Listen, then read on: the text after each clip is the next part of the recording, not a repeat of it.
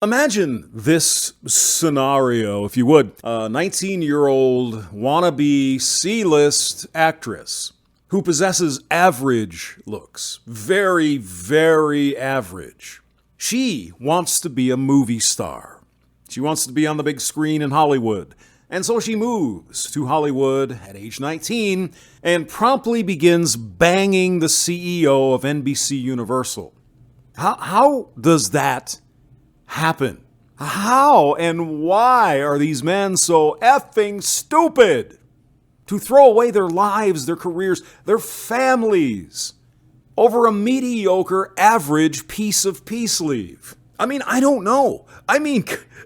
Oh my goodness. Let's just run through the story here real quick. I mean, it's long and it's detailed here, but this woman's name is Charlotte Kirk. She's from England.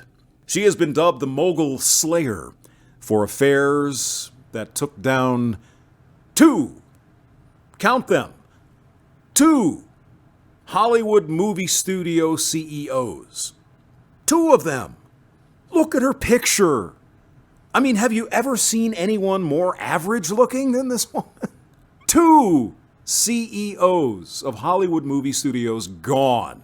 Careers ruined, probably families ruined, over this average piece of sleeve. Doesn't make sense. Anyway, she's speaking out now after claiming she gave Brett Ratner a banana gobbler treatment because, quote, her autism makes her socially awkward. And she didn't know what else to do. Well, I don't know about you. If I feel socially awkward, the first thing I want to do is drop down on my knees and, gargle. No, thank you. Charlotte Kirk spoke to Los Angeles Magazine about her Hollywood career. Well, that is one way to put it, I suppose. She is forbidden from speaking about these men, Brett Ratner, who I believe is a director, Kevin Tsuchihara, Ron Meyer, both CEOs of movie studios, former, and James Packer, some billionaire out of Australia. Reportedly, she is forbidden from speaking because of two NDAs, non-disclosure agreements she signed in 2017 and 2019. Now she wants to reverse these and have her story, her side of the story. By the way, she was paid $5.5 million by these dudes to shut the F up. $5.5 million. That's about $5.5 million more dollars than she ever will earn as an actress in Hollywood or anywhere else. So how did this get started?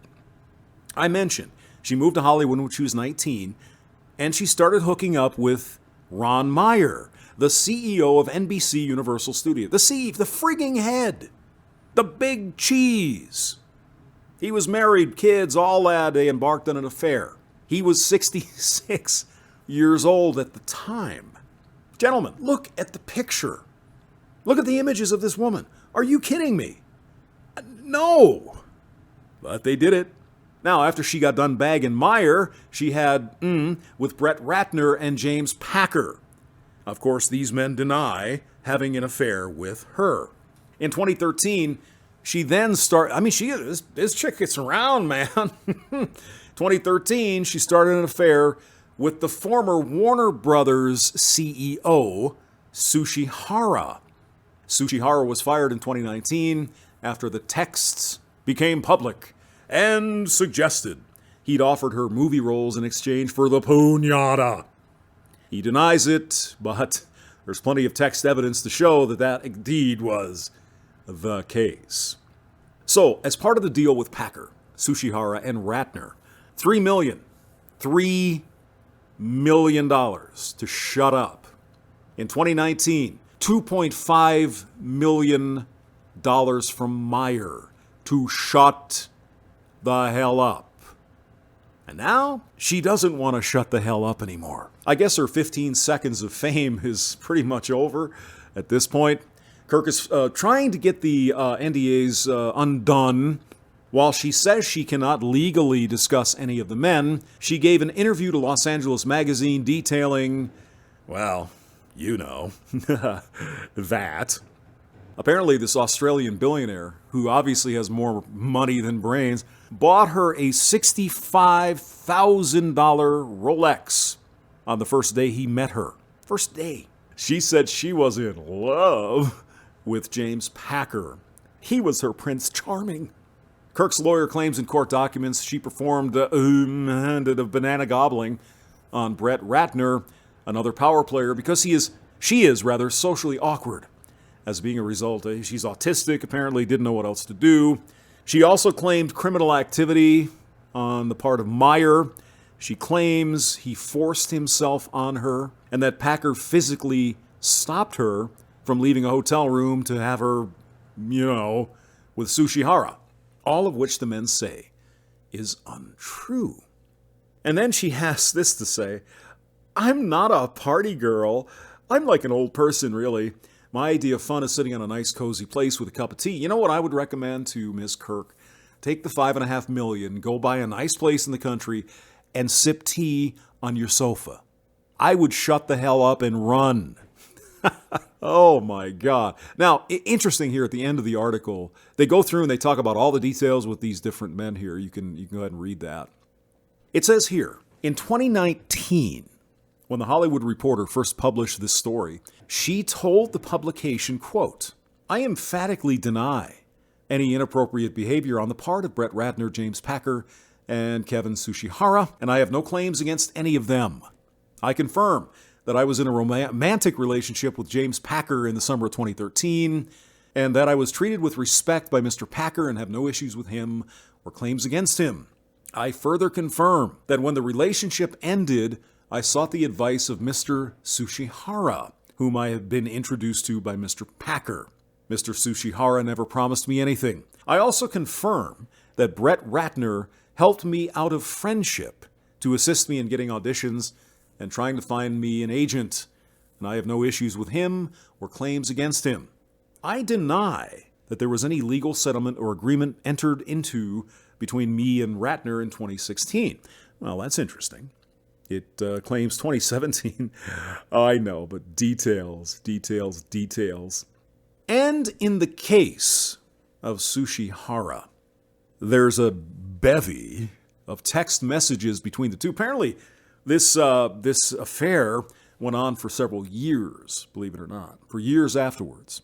In text messages, she complained to him, Kevin, a two-liner, you've got to be kidding me. After being given a small role in the movie How to Be Single, so he got her a movie part, just not a very big one. In 2015, she also wrote in one text to him, quote, hotel having, you said you would help me, and when you just ignore me like you're doing now, it makes me feel used. Are you going to help me like you said you would? So she denies there was a quid pro quo, and now she's sort of saying there was a quid pro quo. No settlement despite a $5.5 million payout. A lot of weird stuff going on. But here's my bottom line, guys. You look at this woman. I mean, she's youthful, semi-attractive, nice body and all that other stuff. These men foolishly entered affairs with this woman while they were married, the families and all that stuff. They lost their careers. Why? They were thinking with their little head. Now, these are not teenage boys we're talking about. We're talking about men, 40s, 50s, 60s, who should know better. But yet, somehow, under the spell of Ms. Average, everything else went out the window. They just wanted to dip it in and get their wick wet with this woman here. I really find it difficult. I'm not saying she's lying. I'm not saying anything like that. I'm just saying I find it difficult that the CEO of Universal Studios would risk a career. I'm sure the guy was making millions of friggin' dollars every year. He would risk a career for this. I cannot wrap my head around it. Sorry, I don't get it. I will put the link below. You can read through it. I mean, there's lots of detail if you're interested, and lots of, I don't know. It seems like maybe there's more to the story here. Not sure. But of course, $5.5 million is ensuring that we probably will never know. the whole story. James Maxwell, thank you for listening.